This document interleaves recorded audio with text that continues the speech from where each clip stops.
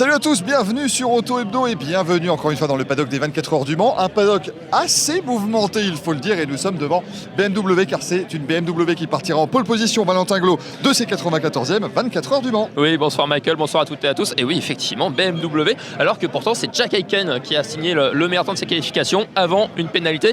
Et quand on est arrivé chez BMW pour la réaction d'après-course, le doute avait envahi un peu le paddock. Et je vous propose d'écouter d'ailleurs Vincent Voss qui à ce moment-là ne savait pas encore si sa voiture était en pole position ou pas. Je suis ici avec vous, j'ai pas vu les écrans. Apparemment, on est bien en pole, oui.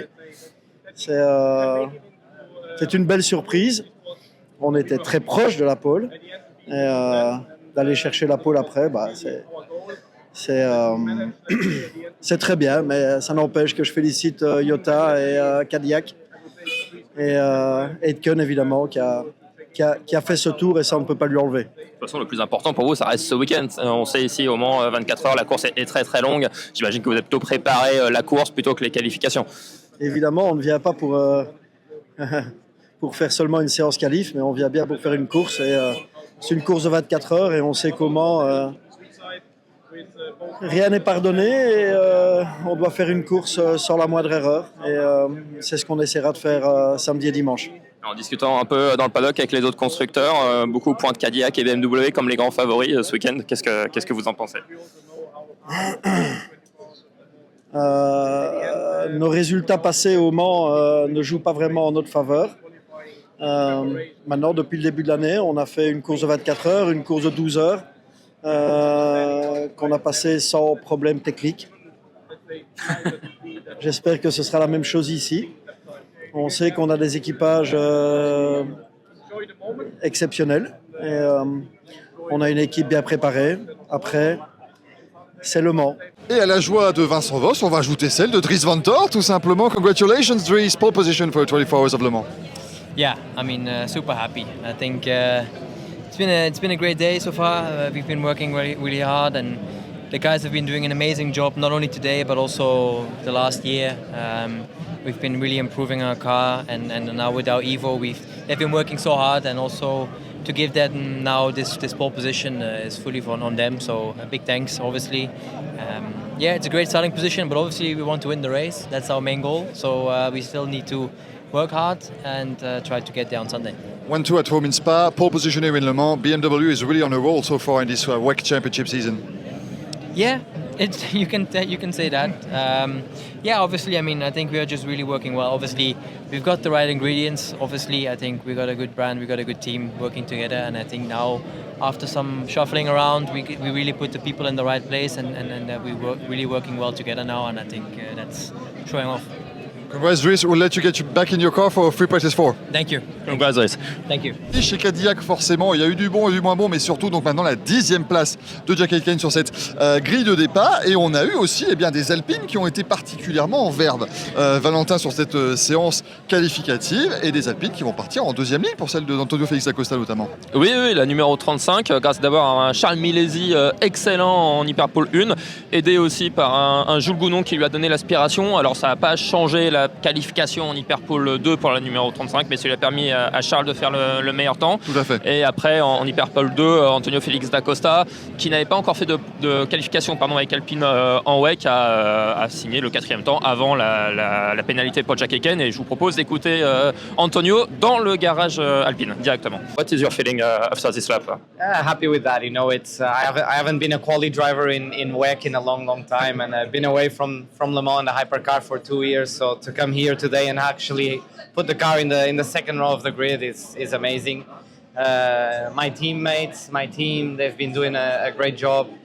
This team, I've only just arrived here, but I can see that this team has been putting the grassroots to be ready for this event. So I'm glad that we have a car that we can fight with. We can definitely fight for a podium in this race. So now, thinking about the little details, tonight we have the last practice to get the car in the window and then we go for it. En LP2, mon cher Valentin, on a aussi eu un imbroglio autour de la pole position, même si là on le savait un petit peu en avance. Esteban Masson signe la pole position pour le Forestier Padis by Racing, mais il ne partira pas en pole samedi pourtant. Oui, tout simplement parce que son coéquipier Louis Rousset hier a gêné en qualification une autre voiture et donc il recule d'une place sur la grille et c'est la numéro 28 d'IDEC Sport pilotée par Jab Van Wittert qui récupère récupère la première place sur la grille de départ en catégorie LMP2. Et on écoute Job van Wittert au micro de Cyprien Juliard.